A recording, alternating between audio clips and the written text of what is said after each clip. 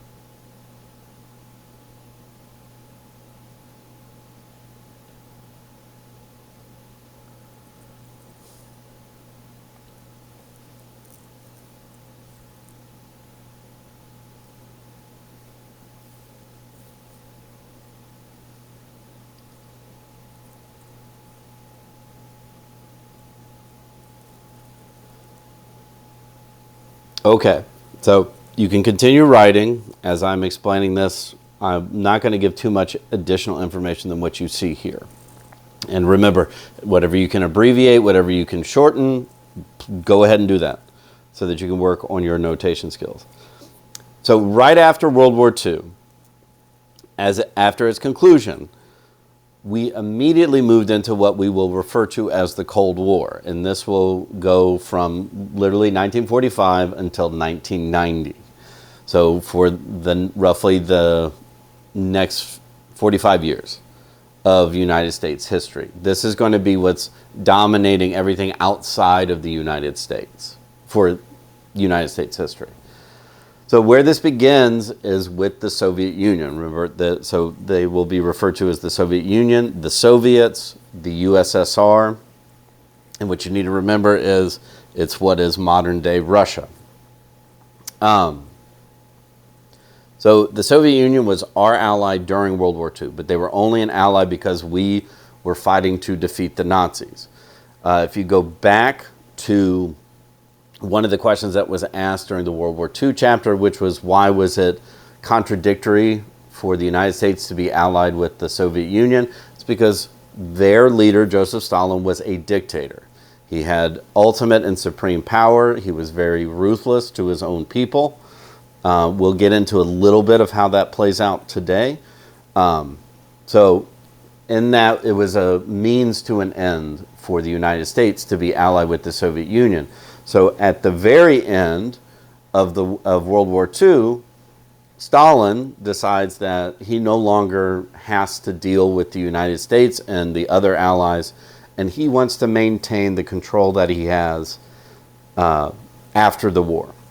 And he sees this as an opportunity. So he begins, in this case, what we would call expansion, but it's really holding on to the territories that the Soviet Union has taken over as they moved the Nazis out of Eastern Europe.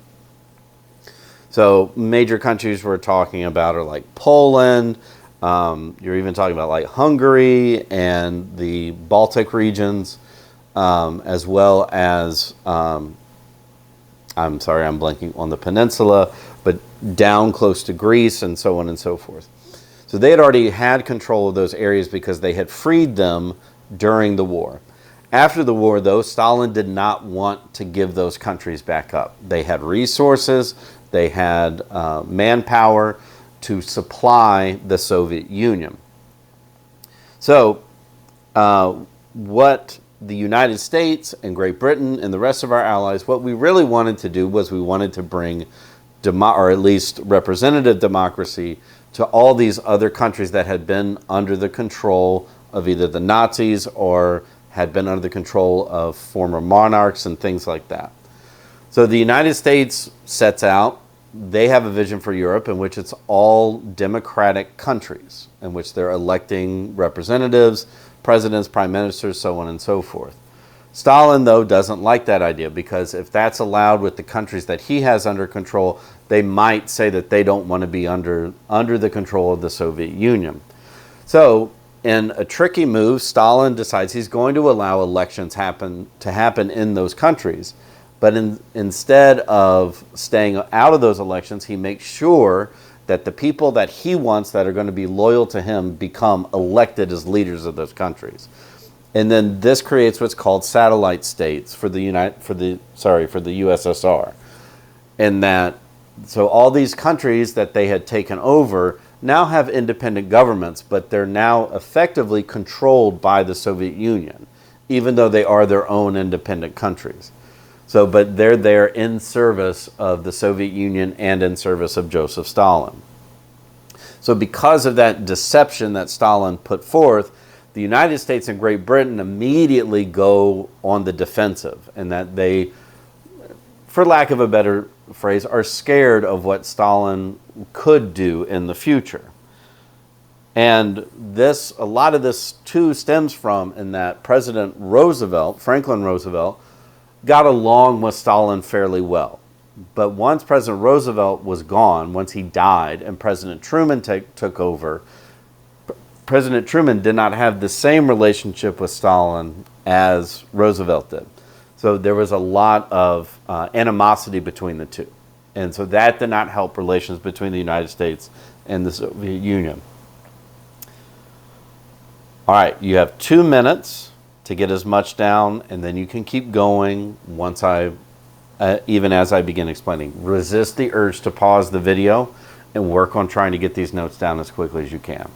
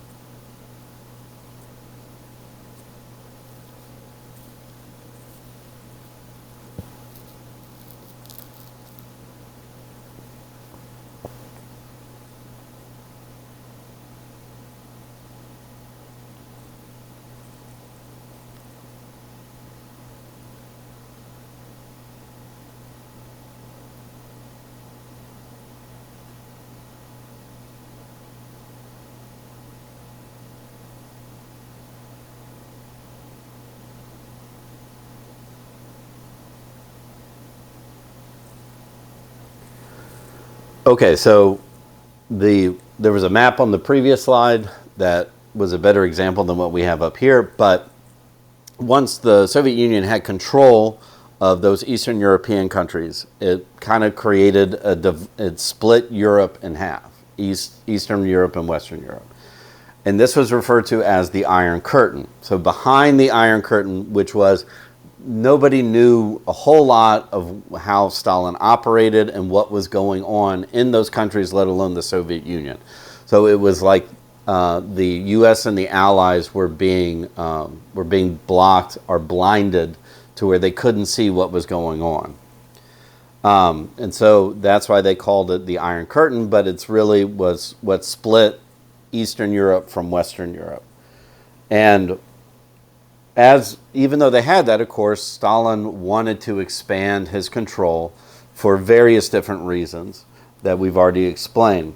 So he begins trying to move into places like Greece and Turkey. Now, this is not like an army invasion, but what they're trying to do is they're trying to drum up communist sympathies in those countries so that those countries will then elect leaders who are sympathetic to Stalin and who will allow them to be controlled by the Soviet Union. So in this, the United States decides that they don't want the Soviet Union to expand its influence.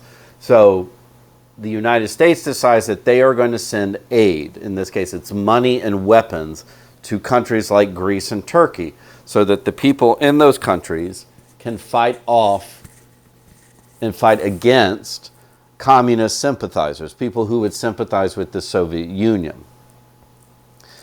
And then this use of the money to fight communist expansion is what becomes known as the Truman Doctrine, which you defined. And that's how the United States was going to operate. I want to make sure I don't move into something that I'm going to bring it up in a second. So what this led to is a policy that the United States took on, which is called containment, which is they were not about ending the Soviet Union, but they were trying to make sure that they did not expand beyond where their borders were set at the end of World War II. So the reason for this is because the United States did not want direct conflict with the Soviet Union. First and foremost, if we remember from the World War II lesson, the Soviet Union had a massive, massive army.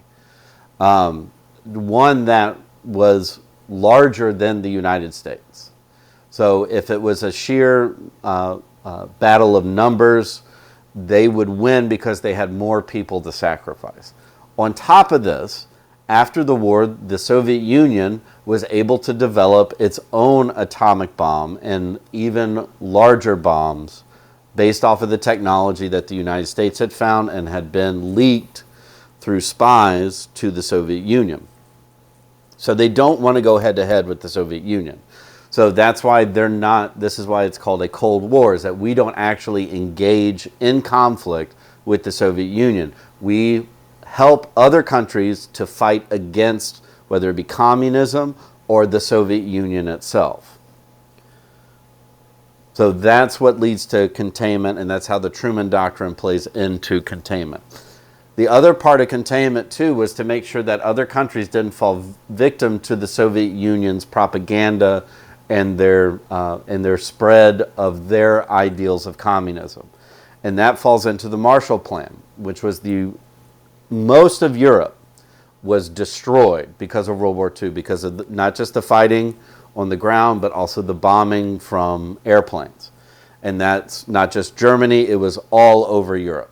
Most of Paris was destroyed, most of London was destroyed, as well as most German cities, a lot of Italian cities, so on and so forth. So the United States, under the guidance of George C. Marshall, who was the top general in the American military, or what we call the chief, or the head of the Joint Chiefs of Staff, meaning it's the top military advisor to the president. He comes up with a plan for America to invest in Europe. And the idea is that if the United States, whether it's our government or independent businesses and corporations, go into Europe, finance Europe to rebuild itself, then those countries that we help rebuild will then become our allies, and then we'll be there to help us fight against communism and the spread of the Soviet Union. And so in order to do this, the United States spends billions of dollars. That's not just from our government, that's from also like corporations.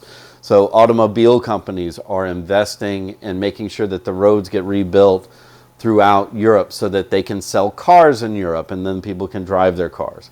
You have restaurant or food companies here in the United States are investing to make sure that markets are reopened throughout Europe so that they can sell their food and their goods at those markets. So that's how all that money gets funneled in. And then in return, again, those countries become our allies and they fight against the spread of communism or the Soviet Union's version of it. All right, our last slide, again, 2 minutes. Resist the urge to pause. Write as much down as quickly as you can, and then you can continue writing as I explain.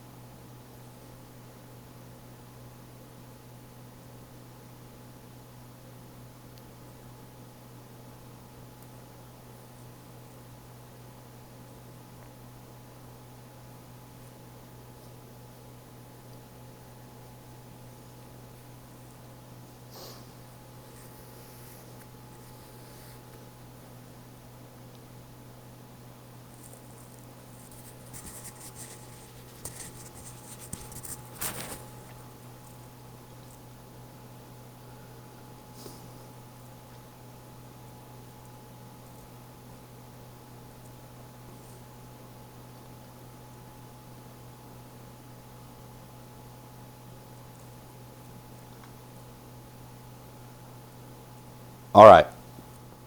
So we talked a little bit on the previous slide about how the United States responded to when the Soviet Union wanted to expand. So the other piece of this is actually what takes place in Germany at the time. So there's going to be a lot of east and west here. So remember, the Soviet Union divides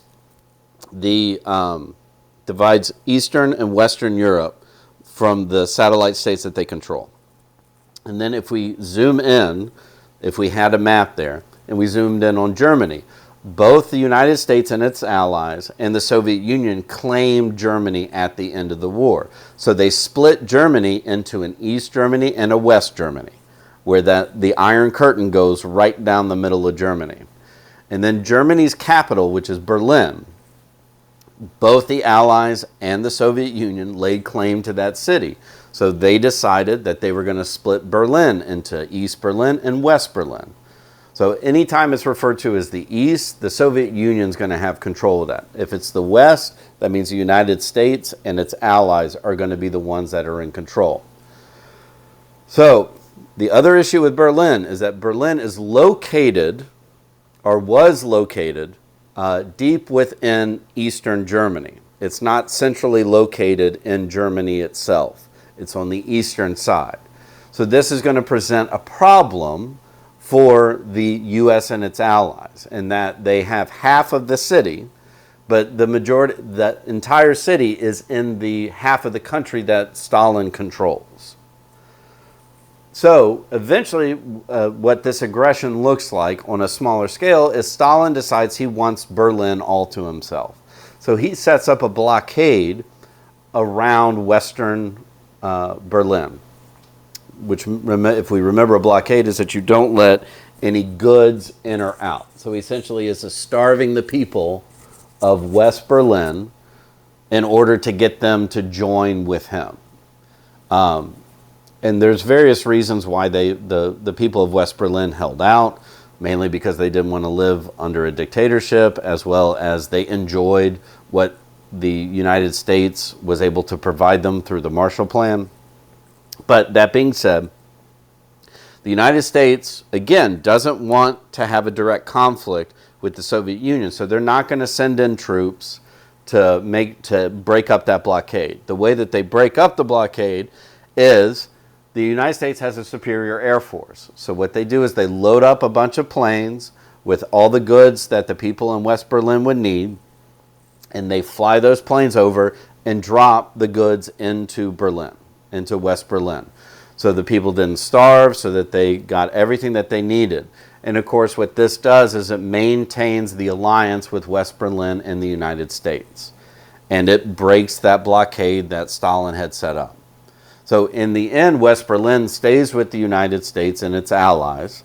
And Stalin, in response, decides, well, if I can't have it, he's going to build a wall through the middle of the city that ends up becoming called the Berlin Wall. And it splits East and West Berlin so that anyone on the eastern side cannot cross over to the western side. And if you look at the picture in the middle, what you see there is the wall was actually, it was two walls with an area that was patrolled by guards with guns, and there were landmines all throughout that. So if anybody tried to cross over from the eastern side to the western side, they would be shot and killed. That kind of gives you a sense of the care that Stalin had for other human beings. It was not a whole lot. So after enough time, the United States has started to rebuild Europe, and it has a bunch of allies, and that they like the American way of life that we're presenting them over what they perceive the Soviet Union to be, which is under the control of a dictator. So they create an alliance called NATO. We do not call it the North Atlantic Treaty Organization because that's too much of a mouthful, so it's just NATO. And so the point of NATO was to help with that containment issue, was that they were there to make sure that they were to fight against the spread of communism from the Soviet Union into other countries as well as their own. And then the idea too here is that if the Soviet Union decided to get bold enough and invade a NATO country, all other NATO countries would come to their aid. And that means with their military. So NATO allows the United States to protect the rest of Europe against the spread of Soviet communism, but without them getting 100% involved. So if, for instance, the Soviet Union decided to invade Italy, for example, then France, England, the Netherlands, other countries in NATO would join in on that. Would join in on that fight, and so it would not just be solely the United States. Of course, the United States would be there, but they would not be the ones solely responsible. And NATO still exists today. In fact, NATO is a protective barrier now from Russian expansion from their president for life, Vladimir Putin. So it is still functioning today in much of the same way that it was created back then. That's all for today.